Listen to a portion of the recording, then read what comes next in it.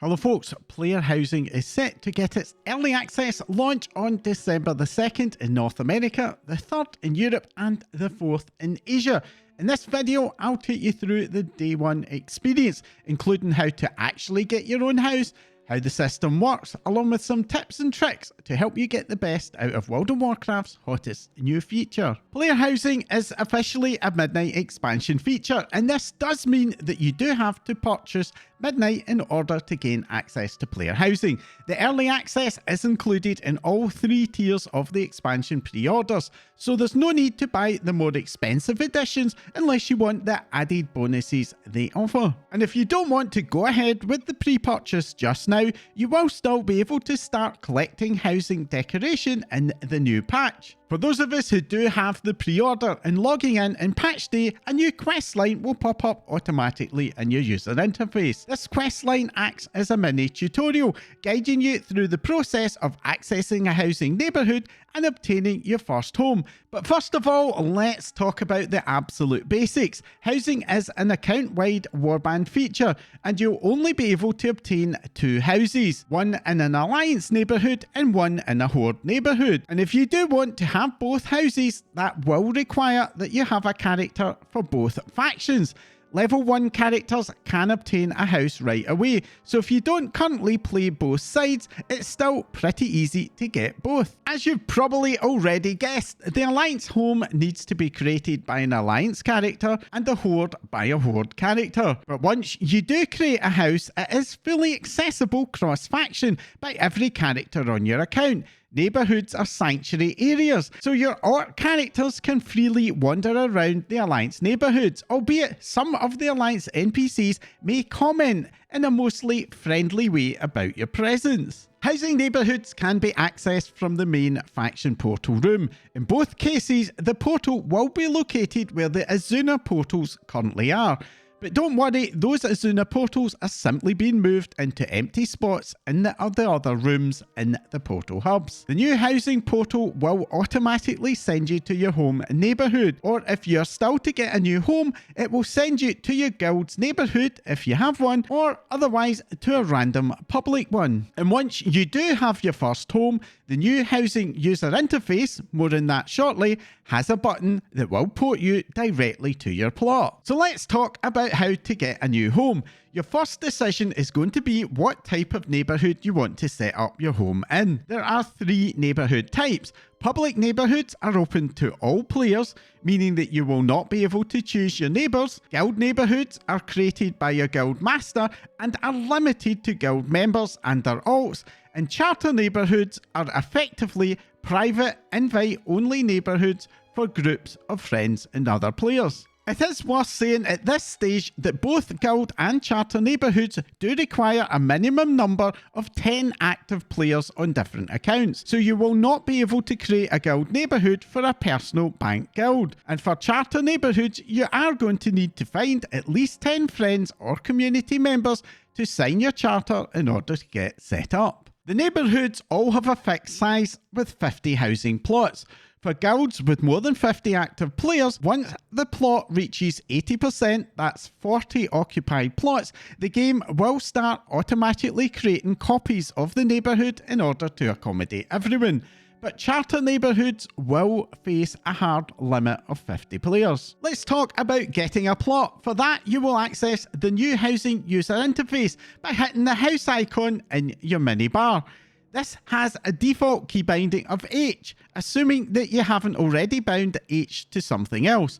And near the top of the housing user interface, you'll find a button to open the house finder. This will offer you a selection of neighbourhoods to choose from, with guild subdivisions at the top of the list. And I assume, though we couldn't test this on the PTR, you'll also see any charter neighbourhoods that you have an invite to, along with a selection of public neighbourhoods which have currently available plots. On the PTR, there always seem to be 6 public neighbourhoods available to choose from, but it's possible there may be more of them in live, especially in the first few days when everyone everyone will be looking for the first plot. This does mean that you can expect to have a good selection of different available plots to choose from, albeit it is not guaranteed that every single one of the 50 plots will be available in at least one of those neighbourhoods.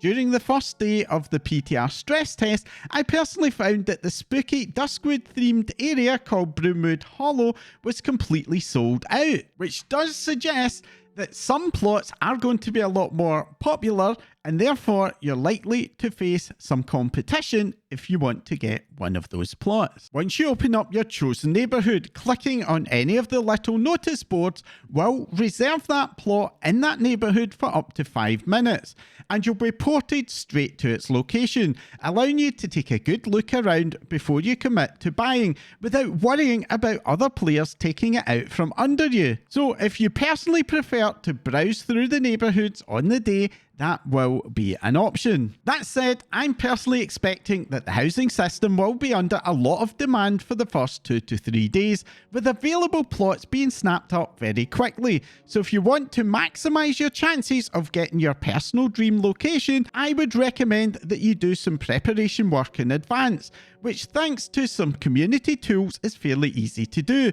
But first, let's take a quick overview of the housing neighbourhoods themselves. Both the Alliance and Hope neighbourhoods are divided into 3 main biomes, which dictate things like the type of landscape, vegetation, and even lighting you can expect in those areas. For the Alliance, the main housing zone is called Founders Point and is divided into Broomwood Hollow, which has a spooky theme, and even the option to take a house in a graveyard. Good luck getting that one in day 1. Crescent Cove, a coastal area inspired by Westfall in its heyday, and Gilded Oaks, an Elwyn Forest orchard theme. And for the Horde, Roosawind Shores offers Cragthorn Highlands based around Ashara, which has an autumnal forest vibe, Saltfang Shoals, evoking a tropical beach vibe with hints of troll theming, and Rune Totem's Bounty, offering soaring bluffs in an area that Torrens will feel very much at home. If you do want to choose your plot in advance, and I recommend that you do unless you aren't fussy at all, the website WowDB has produced a player housing hub, which includes interactive maps of both zones, where you can click through and see a picture of every single plot. Those pictures are only of a tiny part of the plot though. However, renowned lore guru Noble87 has done full video tours of both the housing areas, looking at every single plot in detail, and I'll link to those videos below alongside the link to the WowDB housing hub. Bearing in mind that not every single plot will be available to you, I personally recommend that you create a bit of a shortlist with at least 5 options spread over at least 2 or ideally all 3 of the biomes in your chosen faction area. But if only one housing plot will ever do for you and it's not available when you first try, it is possible to move to another location at any time.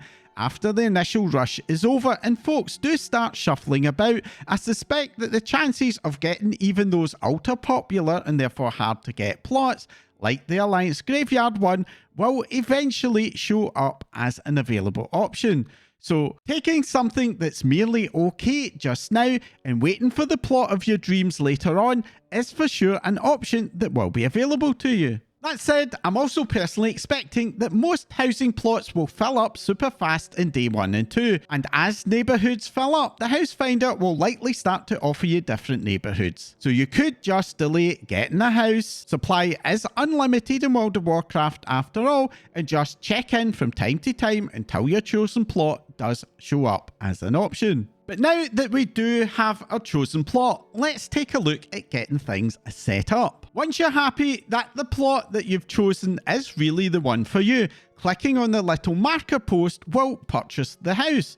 During the testing phase, this had a cost of 1,000 gold. Now, Blizzard did say that that price wasn't final, but I'm hoping that they do stick with it, as it kinda does feel right. After a very short cutscene, your empty plot will be filled with your brand new house, which does start off looking pretty basic. I think that most people will naturally want to dive right into how their house can be customised, which you can do by hitting the customise button down the bottom. This offers a barbershop style user interface with options to change the colour and style of your roof and other parts of the house. You will likely also notice a couple of coming soon options for housing size and house style. In early access, we're limited to just one house style: an Elwyn Forest cottage for the Alliance and an Orc roundhouse for the Horde. But we do already know that in Midnight we're also going to be getting Night Elf and Blood Elf options too, and it's pretty likely that other options will be added later on as well. The house size option is currently a bit more of a mystery, but I'm hoping that our current houses is the small size and that bigger options are on the way. In the meantime, we do have a ton of other customization options. Those light coloured dots on the house are anchor points for adding some new additional customizations. Just click on them and you'll get a list of the available options. You can add towers, chimneys and dormer windows to the roof, and windows, or even move the door. And as an aside, you will be able to do a bit of a gardening and customise your outdoor area as well. This works in exactly the same way as interior decoration. But that's where I think most of us will want to go next. Heading inside through the door, and we find ourselves inside a large single room, though it's actually technically two, as the little hallway that we arrive in counts as a room as well. Now, of course, while a single room is okay, it's not super exciting. So the good news is that it is possible to customise the layout of your house by adding a bunch more rooms. Hit on the layout editor and we get a list of room types, which we can attach to our existing rooms, which again have those little dots which act as anchors. As you place the rooms, you can rotate them to suit your layout. One thing that isn't super obvious at first is that the first main room that you enter into can also be changed. You cannot remove a room when you're standing in it, but if you move your character right up into the little hallway, you can remove the main room and replace it with another room shape if you prefer. Now, laying out your rooms is where you're very likely to hit a bit of a surprise, as after 2 or 3 rooms or so, you'll find that you won't be able to add any more. And this is where housing budgets start to come in. On day 1, we will have a room budget of 19 and an interior decor budget of 910, along with an exterior budget of 200. But wait a moment, 4 rooms is a lot less than 19. So what's up here? This is where you'll discover the slight sting in the housing tale. The housing items that we place, or even rooms, have a cost associated with them. Housing decor costs between 1 and 5 for the most part, but room costs can go up quite a bit higher. In practice, I personally found during testing that to get a realistic idea of what you can actually place, you need to divide your housing item budgets by 3 and the room placement budget by about 5. It's not all bad news though, as this budget is just the start. You will be able to increase those limits over time by quite a lot. During early access, the room budget can be raised to 43 and the interior decoration budget to 2,050, and I'll cover how that works shortly. And those limits are just for the early access. In Midnight, I fully expect those limits to expand significantly over the course of the expansion. As you expand those limits and add more rooms, you'll also be able to expand the number of floors using stairwells. In total, you'll eventually be able to have 5 floors. Although it's going to be a hot while before I think any of us will be able to reach that top floor. But for now, once you've placed your rooms, the next obvious step is to start decorating. But before we do, there is something that I missed for over a day in testing, and it's something that is very much worth taking a look at before you start placing any items. Just as with the housing exterior, you can also customize your interior walls, along with the floors and even the ceilings. Currently, there are 4 different themes: Silver Moon, Belameth, which is a Night Elf theme, along with Human and Horde themes, and these themes have 3 different shades, light, medium and dark. And along with that, you've also got options to choose wider or narrower doorways, and there's even an option to have a vaulted roof. To access customization, just click on that customize button and then in the surface you want to change. And there's also a very handy copy button which will apply your chosen theme to all of the other walls in the room, which saves you a ton of clicking. Okay, Now let's get on to the more interesting bit, and that's how to decorate your rooms. And this is where we get a really good surprise. The housing decoration editor is crazily good. If you've ever used a professional 3D editor, you'll be familiar with their complexity and difficult learning curves. But the WoW's 3D editor is exactly the opposite, with a very simple and easy to learn minimalist user interface with just a handful of buttons. Despite that simplistic user interface, the feature set is anything but limited. There are two available modes, Basic and Advanced. Basics offers beginner friendly, that is beginner to 3D modelling of course, features like snap to grid or snap to surface, anti-collision and make smart choices about how to align objects. Put simply, basic mode is anything but basic in the results that you can achieve. But if you want a lot more flexibility, then advanced mode offers a ton of options, including the ability to disable collision, allowing you to embed objects inside other objects for weird effects, or to leave them hanging in mid-air. And you'll be able to rotate them to any bizarre angle you can imagine, and objects can also be resized. And that's something that can make a huge difference with simple problems, like making chairs look like they fit their tables. Switching between basic and advanced mode is super easy, and it's something that you can do at any time. So for example, you could use basic mode to get the basic placement of your items, and then switch to advanced mode to fine-tune them. That powerful toolset though is completely pointless unless you have some items to place. When you activate placement mode, you will see a catalogue of all the current housing items that you currently have.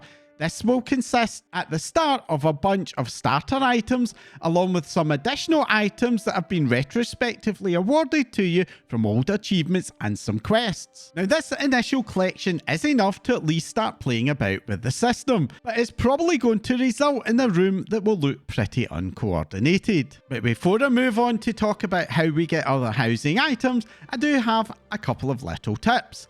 The first of those is that the fireplace and the boxes that greet you when you first enter your room are just pre-placed housing decor items, and you're free to move them about and even remove them if you prefer a different look. My other tip is that you can only place a housing item once. If, for example, you want to have two identical chairs, you're going to have to go out and collect two of them before you can use them both. It's also worth being aware that the housing decor catalogue also includes things like wall sections, doorways and even platforms, meaning that if your room turns out to be too big for you or you want to do something unusual, you can create mini rooms and partitions very easily, or even if you prefer jumping puzzles, allowing you to emphasise gameplay over aesthetics. And now I think it's the right time to start taking a look at how we're going to acquire all those housing items, and this is where the good news keeps coming. Head out of your home and over to the centre of the housing area, marked by the notice board sign on your map, and very nearby you will find a bunch of vendors.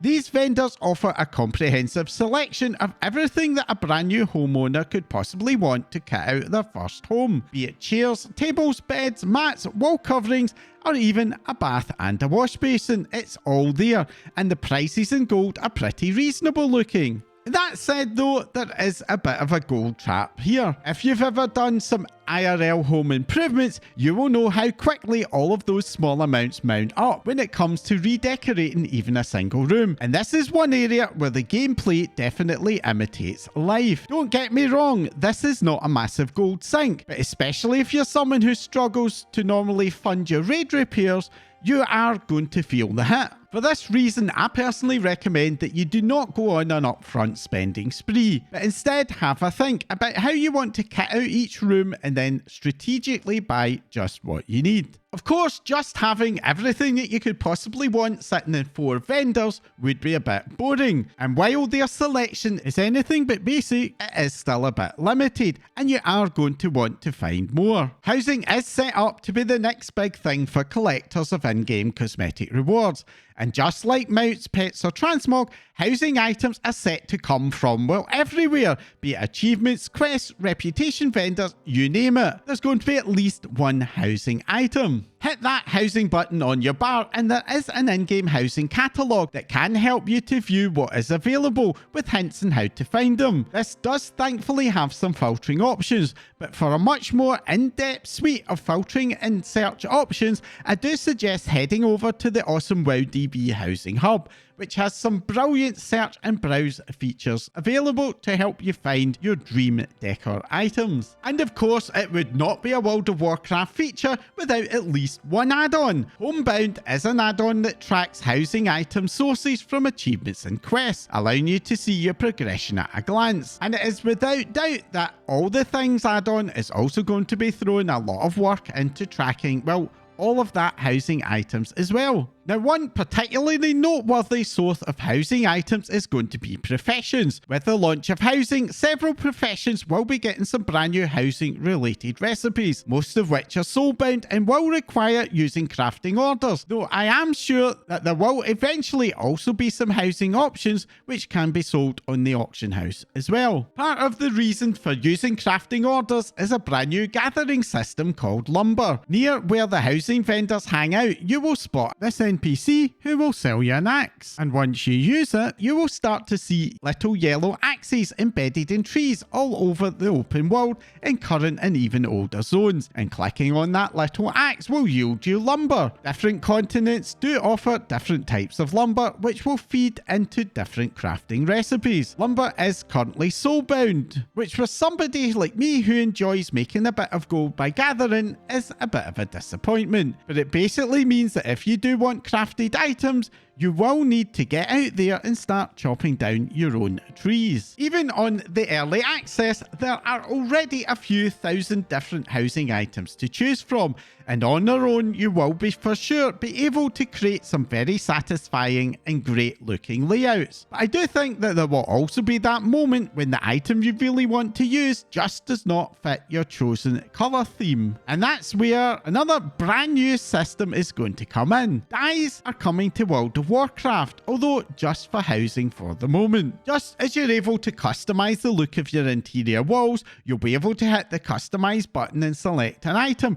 and this will open up a user interface enabling you to change that item's colors. And yes, I did mean colors. Where it makes sense, you will be able to change different parts of an item. Colors do require that you have the appropriate dye in your inventory. Dyes are crafted using a combination of Inscription, who will be milling herbs into pigments, and Alchemy, who create the dyes, and these will be able to be bought and sold on the auction house. Now, in this video, I haven't really dived into exterior customization at all, but it is essentially exactly the same as the interior. The exterior budget is a fixed 200, and that does not seem to level up as you progress, most likely due to technical limitations, as the exteriors are fully visible to other players. But the decoration system for exteriors just works exactly the same as the interior, allowing you to place items freely within the confines of your plot. It is worth being aware that some housing items are marked as being for outside only or inside only,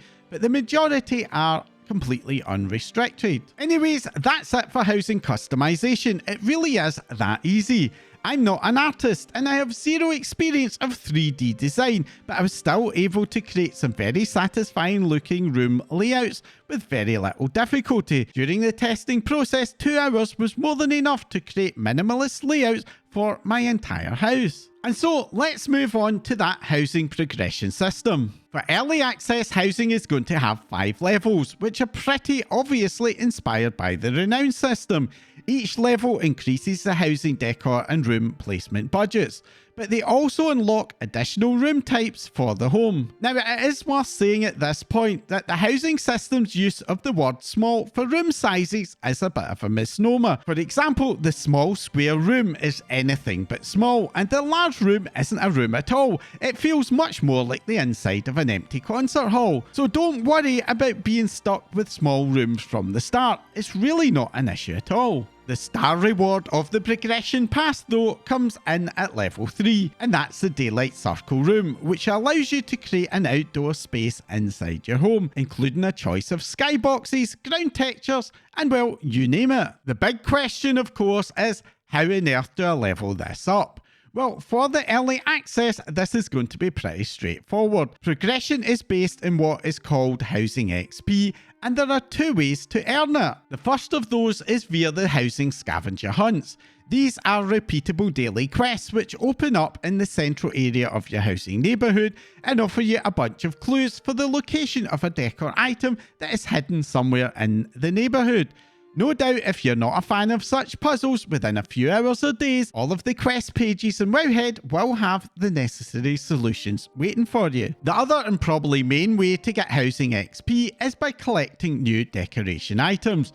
With the exception of the items from the vendor in the housing neighbourhood, collecting other housing items for the first time will award you a small amount of housing XP. Looking forward to midnight, and I expect that housing progression track will be expanded with a lot more tiers. Currently in the user interface there is a level 6 with a coming soon label, and we're also going to see the launch of yet another progression system that will be called Endeavoured. Essentially, on a regular basis, NPCs will visit our neighbourhoods and offer us a bunch of themed activities to complete. These will award new housing items, customizations for the public areas of the neighbourhood, and I'm pretty sure will also award the majority of housing XP in Midnight. These activities are very similar to what you're familiar with from the trading post. Guild and charter neighbourhood owners will have a choice of which NPCs visit and thus the theming of the rewards, but for the public neighbourhoods it is going to be a bit more random. That said, it will be possible to visit other housing neighbourhoods and visit their themed vendors if you have a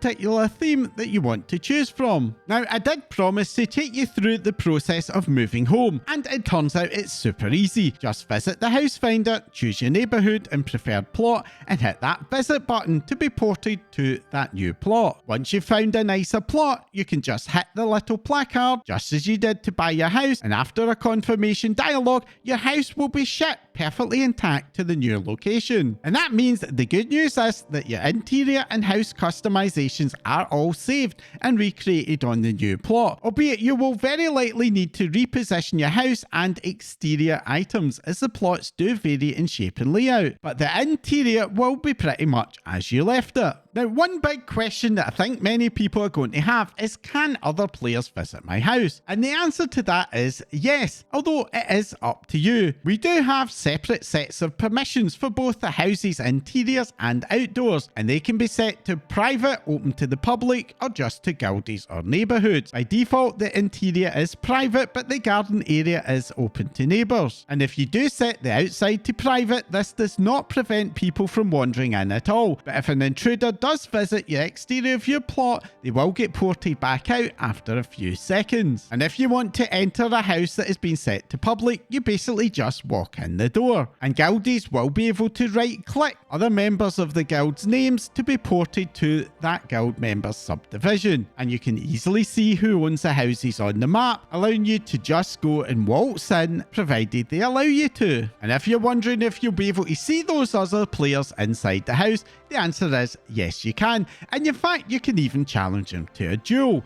In testing, the dueling area is at least as large as the house itself, which opens up a ton of new options to create some very interesting user-generated content. And one last thing that you probably want to be aware of is that you can see other players out and about in the housing neighbourhoods, and you can also see what they do to the exteriors, even if those exteriors have been set to private. That does mean that if you're likely to be bothered by people doing weird things to the exteriors of their home, you will want to either pick a very secluded housing plot or go for a guild or charter neighbourhood with a lot more control over those aforesaid neighbours. And that's it for my player housing guide. In the short term, I think that player housing is going to be a ton of fun, and I fully expect that many housing skeptics are going to be very surprised by just how much they get out of the new system.